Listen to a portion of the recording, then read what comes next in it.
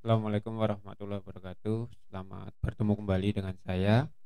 Kali ini saya akan menjelaskan bagaimana cara melakukan pengisian kartu rencana studi atau KRS di laman siakat.poltekkesbsi.ac.id.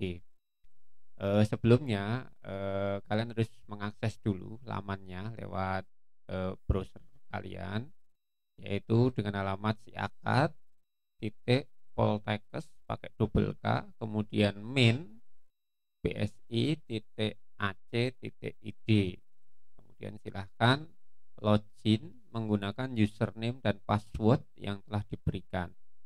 Biasanya username itu merupakan nomor induk mahasiswa masing-masing dan password sudah kalian punya. Nah, kebetulan saya memakai contoh seorang mahasiswa di sini. Nah, setelah kalian masuk, lalu di sini langsung ada notifikasi waktunya menyusun KRS.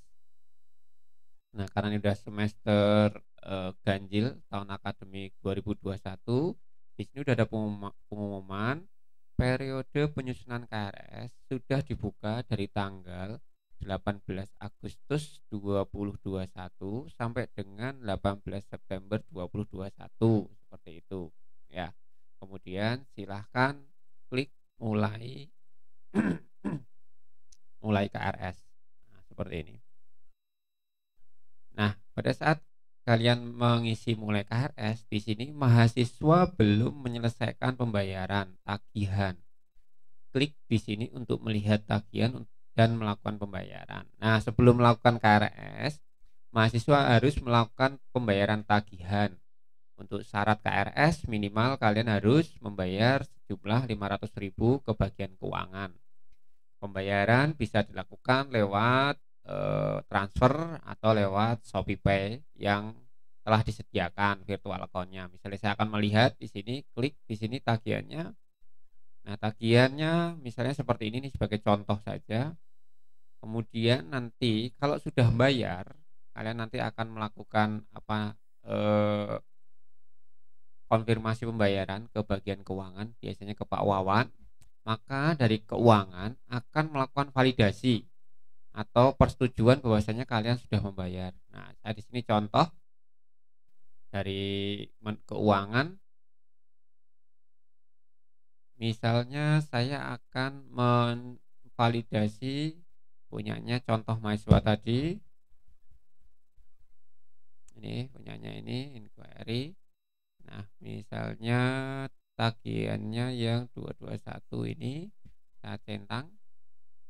Kemudian bayar tagihan.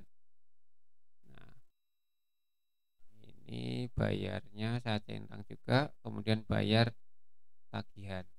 Oke. Nah, ini yang melakukan Pak Wawan ya, bagian keuangan.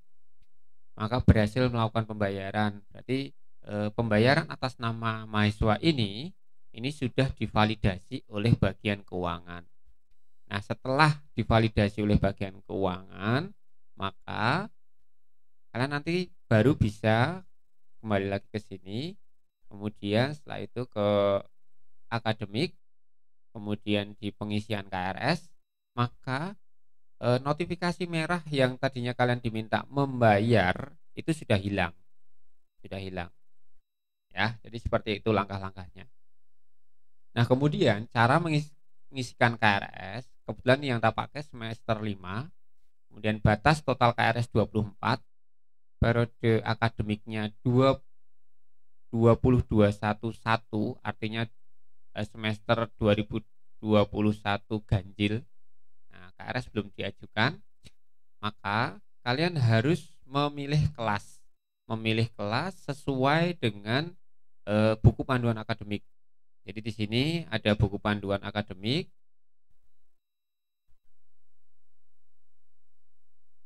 Nah, di sini ada buku panduan akademik, bisa dilihat.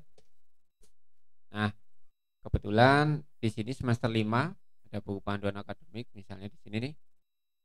Program studi farmasi dan lain sebagainya. Kalian bisa lihat di bagian mata kuliah. Nah, ini Kebetulan sebagai contoh adalah semester 5. Saya akan ambil semester 5 di sini, data-datanya. Ini semester 5. Kalau kalian semester 1 ya ambil berarti daftar mata kuliah semester 1. Kalau semester 3 ya yang diambil daftar mata kuliah semester 3. Ada di sini semua. Di sini ada kode mata kuliah, kemudian ada nama mata kuliah, ada SKS-nya. Nah, nanti untuk semester 5 ini daftarnya ini.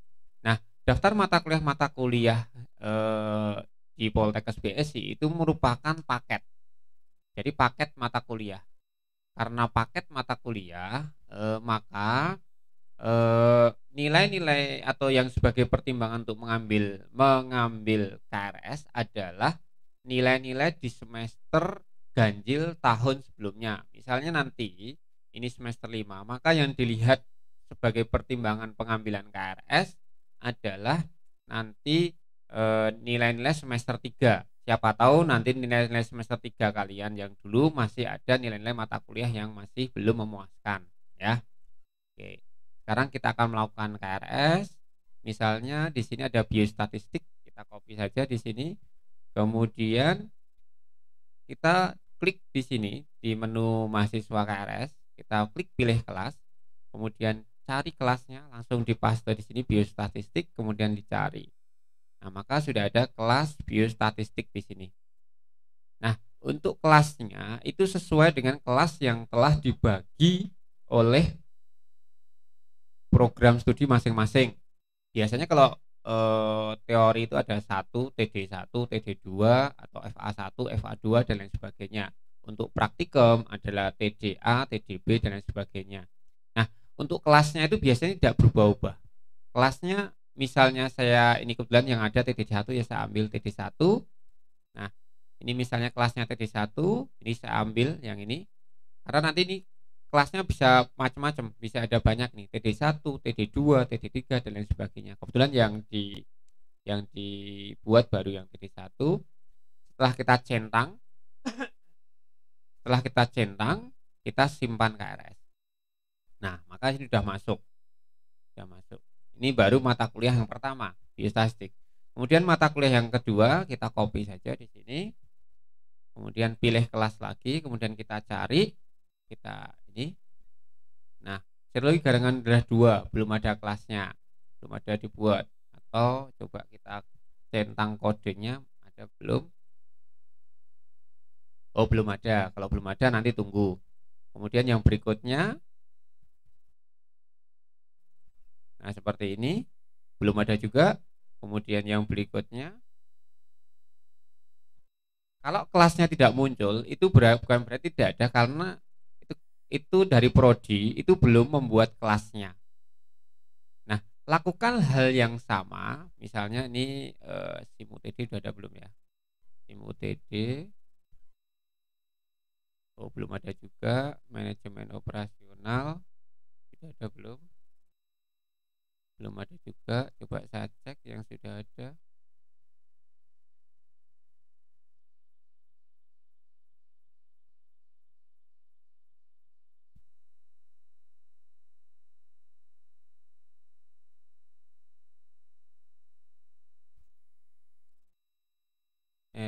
IKM, penyadapan IMLTD 2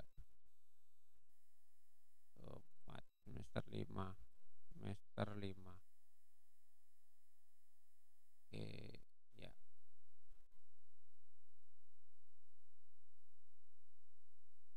Biostatistik. Oh ya, yang di sini yang dibuat baru biostatistik saja. Oke, enggak apa-apa. Nah, karena yang terbuat baru biostatistik, ya, nanti yang kalian lakukan adalah mendatakan semua mata kuliah yang ada di panduan akademik di sini. Ya, ini ada di panduan akademik di sini, ada biostatistik, serologi, praktek dan lain sebagainya sampai sejumlah 18 SKS ini ke dalam KRS kalian di sini nanti. Kepilih kelas di sini ya. Sampai tersimpan di sini semuanya. Jika masih ada sisa SKS, misalnya ini baru 18, kalian boleh mengambil mata kuliah di semester sebelumnya. Misalnya ini semester 5, berarti semester ganjil sebelumnya. Misalnya semester 3, misalnya ini IKM. Boleh ngambil, boleh mengambil selama nanti dapat persetujuan dari nih lulus dengan nilai B, berarti sudah oke nih, tidak ada masalah. Selama nanti mendapat persetujuan dari dosen walinya. Dari dosen walinya nih, tidak lulus dengan nilai, oh ini bisa ambil nih, bisa ambil karena belum lulus nih, jadi simpan. Nah, jadi ada mata kuliah di semester 3 yang saya ambil nanti, karena kalau paket mata kuliah di semester 5 itu baru 18 SKS, maka kalian bisa mengambil tambahan mata kuliah mengulang yang di semester 3 atau semester 1 seperti itu. Nah, lakukan hal pengisian mata kuliah tersebut sampai sesuai dengan panduan akademik. Setelah selesai, kalian nanti diminta untuk mengajukan. Jadi setelah mengisikan ini belum selesai langkah-langkahnya. Nah, kalian bisa merubah dengan menghapus. Ini tinggal menghapus saja ya. Kalau mau merubah tinggal hapus saja ya. Tinggal klik tanda merah di sini dihapus, boleh. Kemudian setelah selesai, klik ajukan KRS ke dosen PA. Dosen PA itu dosen pembimbing akademik. Ingat, dosen PA itu bukan akademik ya, bukan teman-teman di akademik, tapi dosen pembimbing akademik yang telah diplotting oleh prodi. Setelah selesai, silahkan klik ajukan ke dosen PA. Kemudian ada notifikasi, apakah Anda yakin akan melakukan KRS? Silahkan oke. Nah, maka KRS telah diajukan. Kalau KRS telah diajukan, maka tidak bisa dirubah lagi. Nanti bisa dirubahnya kalau kalian nanti membatalkan pengajuan KRS. Ya, dibatalkan, kemudian nanti dari dosen pembimbing akademik akan membatalkan juga. Nanti baru bisa merevisi. Ya. Nah, setelah ini kalian tinggal nanti menunggu validasi dari dosen pembimbing akademik. Semisal di sini coba saya kartu rencana studi ini. Coba nanti kita cetak siapa pembimbingnya. Oh, kebetulan pembimbingnya adalah Bu Widya. Nah, nanti dari Bu Widya, ini saya akan pandukan dari Bu Widya. Nanti tinggal memvalidasi.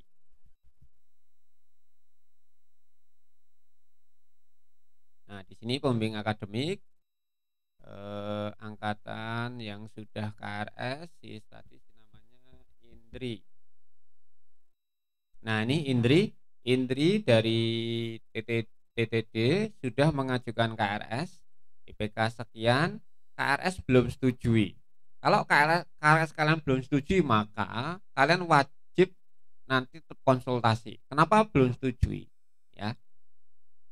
Nah, maka kalau nanti KRS setujui sama dosen wali, nanti dosen walinya tinggal setujui KRS. Kalau tidak setujui, pasti nanti kalian diminta merevisi apakah itu kelasnya keliru ataupun salah mengambil mata kuliah dan lain sebagainya. Nanti dosen wali akan membatalkan pengajuan KRS seperti ini, Kemudian nanti kalian di sini saya refresh. Nah, di sini kita boleh mengganti pada saat pengisian KRS di sini. Nah, di sini jadi bisa menggantikan, misalnya ini saya hapus, ini tidak disetujui. Nah, kemudian setelah kalian revisi, kalian ajukan lagi ke dosen PA, ajukan oke. Maka nanti dosen wali di sini sudah diajukan kembali. Kemudian dosen wali bisa melihat nih, oh datanya ini, oh sudah benar. Ya, sudah benar, maka dosen wali akan memvalidasi KRS. Validasi oke. Artinya divalidasi adalah pengubahan status validasi KRS berhasil. Maksudnya disetujui ya. Validasi setujui. Kemudian di sini dilihat di menu mahasiswa. Nah, KRS telah divalidasi dan tidak bisa dirubah. Untuk membatalkan validasi KRS, silahkan menghubungi pembimbing akademik terkait. Nah, kalau KRS sudah divalidasi oleh dosen pembimbing akademik, maka tidak bisa dirubah. Kalau mau merubah, silahkan menghubungi pembimbing akademik, dosen wali maksudnya seperti itu. Nah, setelah ini, langkah ini KRS kalian sudah selesai. Nanti setelah disetujui, maka kalian boleh mencetak boleh, mau dicetak, misalnya di sini cetak KRS boleh dicetak, ini boleh dicetak, boleh tidak, seperti itu. Maka nanti setelah kalian KRS, maka data kalian akan masuk di Adlink untuk ikut dalam pembelajaran e-learning nanti di Adlink, seperti itu ya. Jadi itu dari saya terkait dengan penjelasan pengisian kartu rencana studi. Nah, silahkan segera melakukan pengisian KRS supaya nanti kalian bisa mengikuti pembelajaran di semester ganjil ini dengan baik. Demikian, terima kasih atas waktunya. Sampai ketemu di tutorial berikutnya.